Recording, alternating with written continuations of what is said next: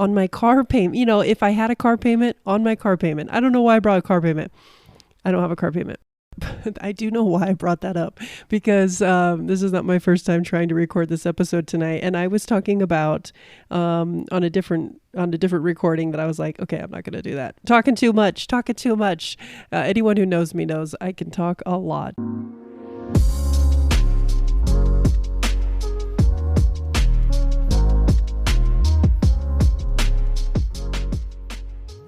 Welcome to another episode of Doing the Dang Thing podcast. I am your host, Jill Schmeeding, and this podcast is all about helping everyday women play big and aspire for more. And on today's episode, it is no different. We are going to be talking about playing big with your budget, playing big with your money. And I have a little pop quiz for you as you're listening to this. How many of you, without a doubt, can tell me how much do you spend on eating out every single month? Do you know the number right off the top of your head?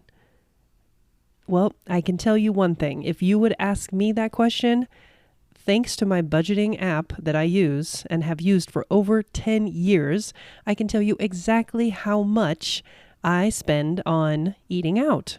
I can even break it down to tell you how much do I spend on restaurants versus fast food versus groceries. I take this stuff very seriously, and I have to admit, I have had many conversations with a lot of my girlfriends about how to manage my money and how they can manage their money in a more fiscally responsible way. And so I'm here to share with you some of my secrets. And that one secret, well, I just said some of my secrets, and then I said that one secret. Let me back up. I'm here to share with you some secrets. But first,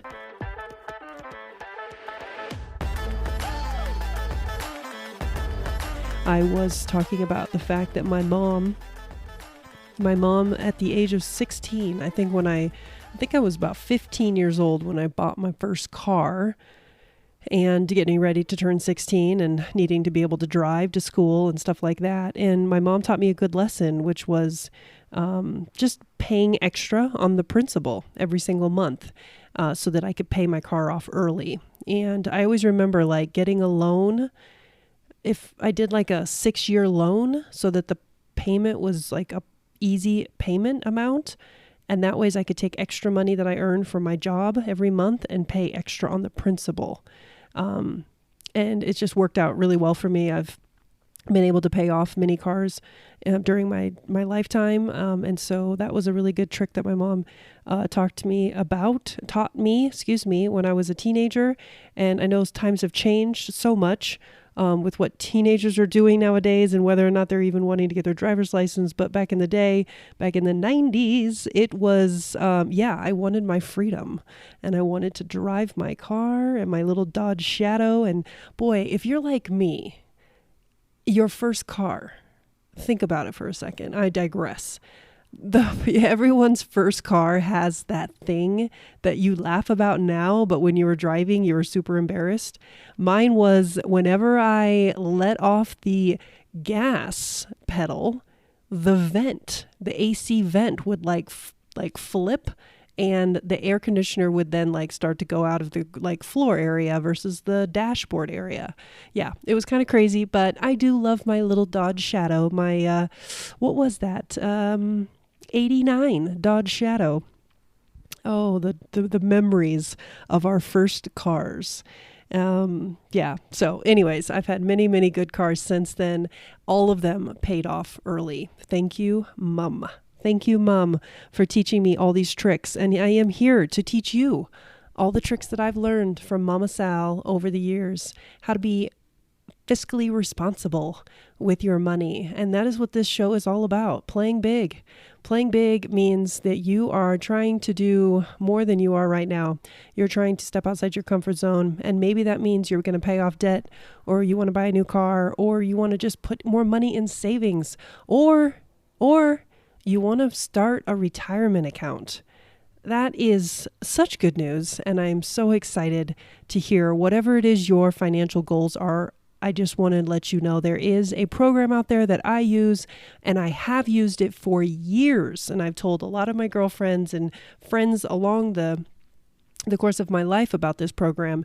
And I'm here to tell you about it today. And I hope that it encourages you to give it a shot, because guess what? The most important information is it is free. You have nothing to lose. Okay, so what is it? Well, it is Mint.com. Mint.com. Mint.com. And what is that? Well, good question. It is bringing together everything from your spending, your balances, your budget, and your credit score, and everything else all together under one powerful app. It has an app for your phone, and it has a website for your laptop or your computer. You're going to do different things on either. You're going to get a snapshot on your app, right? If you want to know, can I go out to eat? It's the 29th of the month. You have 2 more days. You're over budget. It's a red bar showing you've spent too much money on your fast food. And you can just take a glance on your cell phone real quick and just be like, guess what? I'm going to go home and I'm going to dig through the freezer and I'm going to find something, because I'm going to stay within my budget, right? Because you have goals.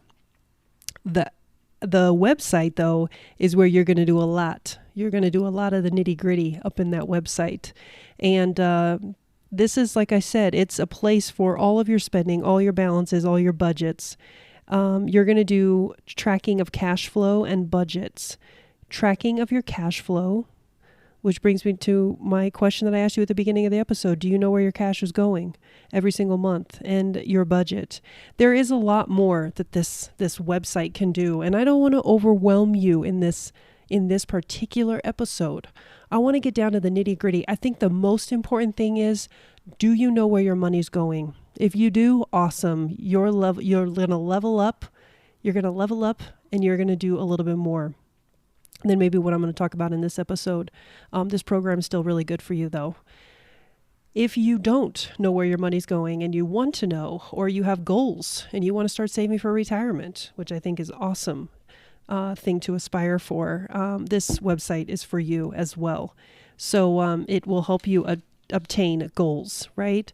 There's some services in there. I don't even use all the services, to be honest with you. I use majority of them, but I don't use all of them. And the 2 that I'm going to talk about tonight is just that, the budget. What are you going to do? The first thing you're going to do is you're going to create an account, and you're going to link your bank account, because that's the most important thing. So wherever you bank, for me, it's Wells Fargo. I link my bank account. And when I start using my debit card, and I just thought of something. A lot of people use credit cards. You're going to link your credit card too. And I don't do this. Let me think about this for a second. I do use a credit card, and I do think those purchases do go in there as well. And I'll tell you what I'm trying to think. I'm thinking off the cuff. I'm thinking right now, like, oh my God, how does this work? I'm not an expert, right? There's YouTube videos out there. Okay, I am an expert. Okay, let me just say that I am an expert, because I've been using this program for so many years, but I do a debit card. And the reason why I do a debit card is because, and I'm going to keep it 100 with you. The reason why I use a debit card is because I tend to overspend if I'm using a credit card. So if my balance doesn't get to 0 every single month, then I'm spending. I tried to use a credit card for the points. It doesn't work for me. And I'm not ashamed of that. I think there are many people out there that it works for them and they can pay that balance off every single month and they don't spend over what they should. I think there's a small amount of people that it works for, but for me, it doesn't. And so when I tried it, I ended up spending way more money on my credit card because there was no balance, 0 that I was getting to every single month. You know, not that I get to a 0 balance, but you know what I mean? It's dwindling versus like just not doing anything at all. And so a long time ago, years ago, I thought that's not what's best for me. What's best for me is to use a debit card. And it helped me stay within my means of spending. And so I encourage you to assess what works for you. Is it a credit card because you're earning points and you do pay that bill off every single month, so you're not paying interest? If that is indeed the case, props to you. I love it. If you do carry a balance on your credit card because you're spending more than you should, I would consider you to reassess and think about maybe only using a debit card. Now, I got off on a tangent. The whole thing is you're going to link those accounts to mint.com. They're going to start putting those transactions in for you. I go to the gas station, it's going to automatically code it gas. Now, for the first month or two, you're probably going to have to go in there and tweak some things. Because if you go to some rando store, for example, it's not going to know what it is. And so you're going to have to go in there and say, hey, this is a nail salon, right? And you're going to say, I'm going to spend $50 at the nail salon every single month. So you're going to have to do that for the first month or two. If your bills and your charges are really similar every single month, which, let's be honest, they mostly are. And so it's then on autopilot after that. Some rando little transactions you're going to have to go in there and tweak along the way, but you'll find those hidden when you go through your budget, because you'll be like, why do I have I'm just making these numbers up, by the way. Why do I have $300 for entertainment? I don't spend $300 on entertainment every month. You go in there and you see a Target. I'm just making this up, but you'll see like a Target and you bought a whole bunch of home supplies or a new vacuum or something. Well, it just thought Target was entertainment. And so then you have to go in and say, no, home goods, shopping, and then it will move it to the right category. And then your bar for entertainment that you put, I'm going to spend $50 every month for entertainment. It will go from $300 and be red back down to, $37. And it'll be green. And then you'll know, I got a couple more bucks that I can spend on entertainment this month. And it's just a really, really cool way to track where your money's going. And so, after you get it all on autopilot, then you can just check that app. You're going to be doing the tweaking on the website, and then you're going to be doing the glancing on the app. You can, that's what I would say for the most part. And it's just a really, really great way of keeping track. And it's just a really good way of keeping track and like aspiring to pay off debt and be debt free if that is your goal, or to start saving for retirement if that is your goal. They have those areas where you can put a goal. Like, let's say you have a car payment, you want to save up so much for that. It will help you save, and you will be able to visualize that. And I think visualizing your goals makes things so much easier. Versus just being so like in your head, thinking that you're doing it, but you're not really doing it. And so mint.com really does help with that.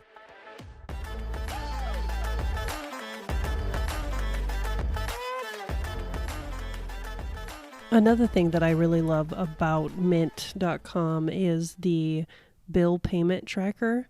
So it's really cool because you can actually put when your bills are due. It will automatically notify you on a calendar to say, like, you have this many bills due this week. And so you can kind of assess how much money do I have in my checking account? Do I have enough to cover those bills? And if you don't, you can reassess, move some money around, or just really cut down on the spending so that you have enough for every single bill that's due and coming up.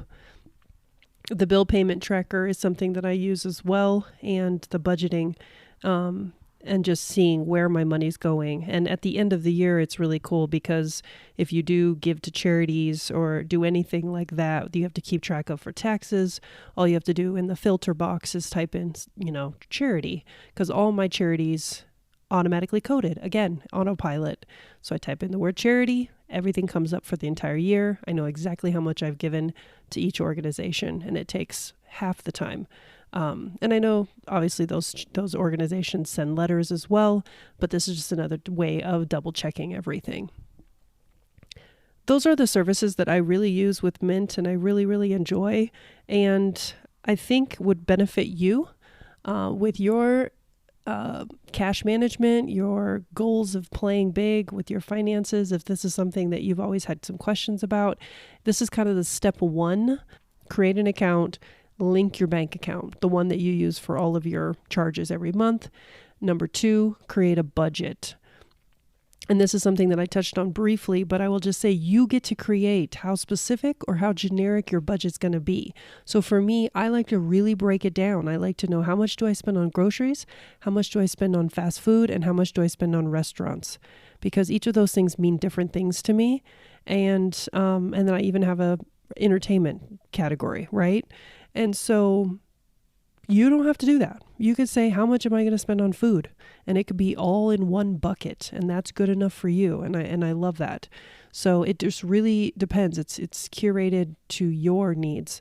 There's no templates in there. So you just get to think about where your money's going. And once you start seeing where your money's going, then you can start creating some more categories as month 2 and 3 go on. And I guarantee you will be surprised once you start seeing it on paper. This is one of the things my mother told me since I was a teenager. Seeing where your money is going will open your eyes to how much money you're spending.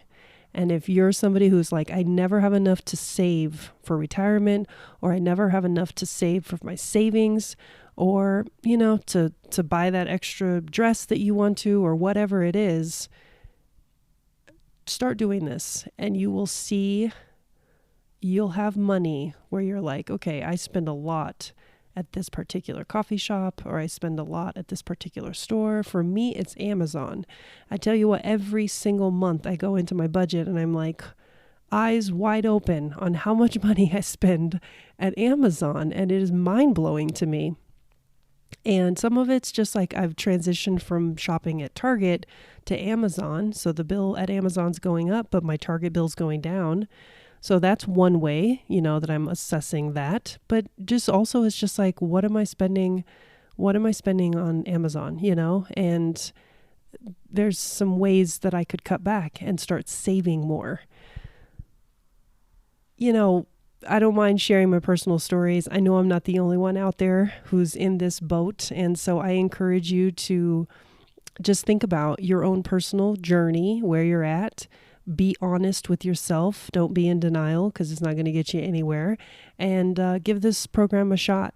And if you like it, awesome. If you don't, that's okay too. It's not for everyone, but I do think it's really, really an awesome tool for your toolbox on how to play big financially and be financially responsible. So I think it will be really, really insightful for you.